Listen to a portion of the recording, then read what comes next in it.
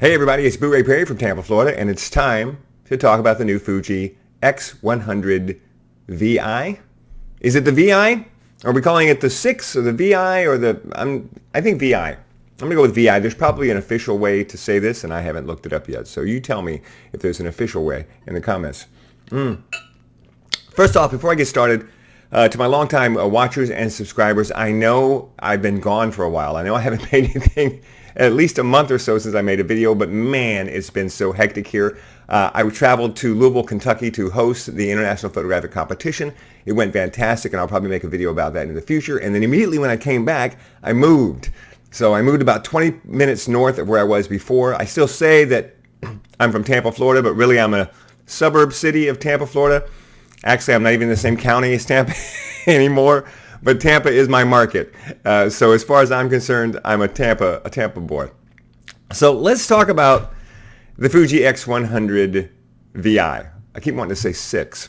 The announcement came out today, and I looked through all the stats. And first of all, I want to say thanks to Richard Butler over at DP Review, because his is the review that I read and paid the most attention to, and the review I'm going to be pulling most of this stuff that I'm going to talk about today, because Richard has had his hands on or had a part in the review of every single X100 camera since the very first one came out. So I think he's a good guy to give a good, honest review of the features in the new camera. So let's talk about, first of all, the things we like. And what I want to get to by the end of this video is whether or not it's worth upgrading. If you have the X100V, should you be upgrading to the X100VI? All right, first thing. No surprises here. Thanks to websites like Fuji Rumors and others, we've pretty much knew what was coming today, and today was just a verification that everything was what we thought it was going to be. So, first of all, we're getting the big sensor. We're getting the 40 megapixel sensor, the one that's in the X-T5 and one in the XH2, which is my personal professional camera. So we knew that was coming, so we're going to have 40 megapixels now. We're going to be able to crop more. When we use the electronic zoom feature on the camera, we're not going to lose as much stuff now because we're starting with a 40 megapixel file. So now we can use the electronic crop or the electronic zoom, whatever you want to call it, and end up with an image that's the same size or maybe even bigger as the old image was native on the Fuji X100 line. So that's a nice thing to have. The big thing, probably the biggest addition, is going to be the IBIS. 6 stops. 6 EV of IBIS in this camera. And I'll tell you, I've been wanting this for a long time because more than any other camera, probably because my other cameras have IBIS, I notice that I miss more shots because they are out of focus. And it's not because they're out of focus, it's because there's motion blur. And I think the reason for that is that the camera is so small that it's really easy to just take pictures with it in your hand, like one-handed or whatever, and you just don't think much about steadying the camera because it's so small and so light. And I think a lot of times that you end up with more motion blur. By the way, this is the V, not the VI. So the IBIS is great. We wanted that, and we got it. It's got better autofocus. It's got the high-end autofocus, machine learning autofocus that they're putting into their more high-end cameras now. We've been wanting that for a while. Hasn't been a big problem for me because the way I use this camera is more measured and taking your time and having fun. So the autofocus has never been that big of a deal, but you know, I'm happy to have it.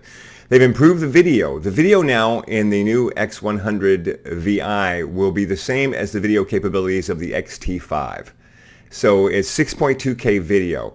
I don't shoot video much at all, but there have been times when I've had this camera in my hand and I've thought, oh, I'd like to switch it over to video mode and shoot some video, and I never do because I think, well, you know, it's not the best video camera and it doesn't have in-body image stabilization. Well, that's not the case anymore. I think that I will find myself, if I switch to the new one, I will find myself doing more video work with it, because it's got image stabilization, so it's not going to be so shaky, and because it takes 6.2K video, and the new autofocus will track in video mode, so that's cool. It's also got a bunch of other little things that are added in that I really don't care too much about, right? So it'll do HEIF files now. HEIF, H-E-I-F, these are the Apple proprietary files, right? HEIF files. It will upload camera to cloud, so you know, Fuji's got this whole cloud system now where the idea is that if you're hooked up to a Wi-Fi system, you can then take pictures and have them go straight to the cloud. I don't think that's the sort of thing this camera is really intended for. That's more like studio shooters. And it will already go to my phone, which is fine. Although now we're talking about 40 megapixel files going to my phone instead of the 24s. 24s or 26s on the old ones. I forget. So they're going to be bigger. I still see myself using camera to cloud very much. It's got skin smoothing built into it, which I think is funny because Fuji has always had good skin tones. And the old X100s, like the S, they skin smoothed. I don't know if it was built in the camera or if it was just a side effect of the hardware, but they tended to skin smooth. One of the reasons that I bought the camera to begin with was that my wife told me that it was her favorite camera to have a picture of her taken with. And it was because of that skin smoothing thing that it did. So that's going to be included. It's going to have custom autofocus zones, so you can set up what area, I guess, in the viewfinder the camera is going to pick to autofocus on. It's going to have interval shooting. Again, I don't see a lot of people using this camera if they want to set up a time lapse for 24 hours. This isn't the camera that you would use. But if you do, you can set an intervalometer to this camera and it will do that for you. It's also got a little bit of it built in, I believe. And it's got more film simulations. So they're adding Rela Ace to this camera, which I've never even heard of. And they are adding Nostalgic Neg, which is great. Nostalgic Neg is great, but it's also very close to Chrome, to classic Chrome. I feel the two aren't that separate. And then Eternal Bleach Bypass is coming in, which I don't know, maybe filmmakers use Eternal Bleach Bypass, but I've never really been something for me. All in all, I think it's going to be something like 14 different film simulations now in the camera. And as Richard Butler points out in his review, it's starting to get to be maybe a little overkill. You know, you don't really want 20, 30. When I go into the camera, I'm using either a black and white mode or I'm using classic Chrome. And that's about it. Maybe one other if I feel like it. And now there's going to be like 14 of them. You know, at some point it just becomes bloat that you're putting too many film features in these cameras. That's my opinion anyway. And by the way, as always, your opinion is welcome. Jump down there in the comments. So those are the things that they're putting in the camera that I think make it valuable. Let's talk about what we're missing or what we wanted that we didn't get. Oh, and also let me point this out. The body, some changes to the body, slightly bigger, slightly heavier, but they say it's nothing that you will notice. And if you have, like I have the big leather case that goes on it, they say it'll still fit. So that's kind of cool. All right, let's talk about the negatives. Before we do that, don't forget to head over to my website, BluRayPerry.com, and check up all my gear. Now, my gear page has been down, and thank you, by the way, for those of you who've been writing me and saying, hey, your gear page isn't working, because Amazon changed the way they do their stuff, and so all my links disappeared. But I'm hoping today, when I finish making this video, to go in and put those links back up. So please go check out my gear page, and also don't forget to get my 2 free guides that you can get on how to work with your camera when you first get it, and also be sure and check out my natural light guide, which I think is fantastic, and it will absolutely help you to get a jump on using a new camera if you're not a really experienced photographer. It'll help you find the good light, it'll help you work with the good light, help you put your subject in the light, and also tell you how to set your camera up to make the whole thing easier. And that's all on my website. Also, be sure and follow me on Instagram and follow me on Threads, and join my group on Facebook, which is called Pro Photo Talk with Blu-ray Perry. All right, let's talk about the negative. And there's nothing really negative, just things we would have liked to have seen. It's the same battery.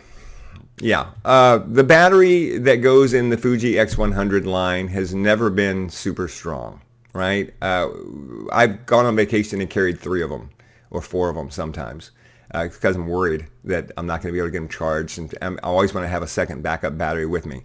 Saying that, I also have recently gotten to where I go on vacation with just one, because at night what I do is I just plug a USB 3 directly into the camera and charge it right there. So I've stopped carrying a charger with me when I go. It's rare that I'm going to take more than 200 pictures in a day if I'm on vacation, for example, or for instance when I had my camera with me at Imaging USA, which, by the way, I did something really cool at Imaging USA. I took a video light, a G20, from Zion, and I took some photos in the bar at the Marriott, and I was really happy with them, and it's a great thing, fun thing to do. I'm going to make a video about that soon too, so be watching for that. If you're not subscribed, just subscribe and you'll find out about it. So the battery's the same, but I think we all agreed that if they put a new battery in it, they would have had to make the camera bigger, and nobody wants to make the camera bigger, so I don't know if there's really a solution to that except for better battery technology. The screen. One of the things I wanted, and I know you don't want it, but one of the things that I wanted was a flip screen on this camera. I know you don't want the flip screen. I know you think it's, I don't know, you don't like it. You like being able to just flip this down like so. Oh, look, I got light coming in the blinds here. I thought it'd be a nice kicker light. Let's fix that. There we go. That's a little bit better. Oh, no, I still got lots of it. Let's try that. There we go. That's a little bit better. Anyway, it's going to have the same flip screen it had before. Now, they say it will flip down a little bit further. Right now, it's 30 degrees, and it's going to flip to 45. So that's like, what, this far? From here to here? Not a big deal. They say it also is going to come out from the camera a little bit further than the old screen. Yeah, that's all right. I wanted a flip screen because I think that this is the camera that you're more likely to use to take self-portraits of your family. I think a lot of people, they get a camera like this. This is the one they take to Thanksgiving. This is the one that they take to the holidays. And they set it up on a tripod and they take a group portrait.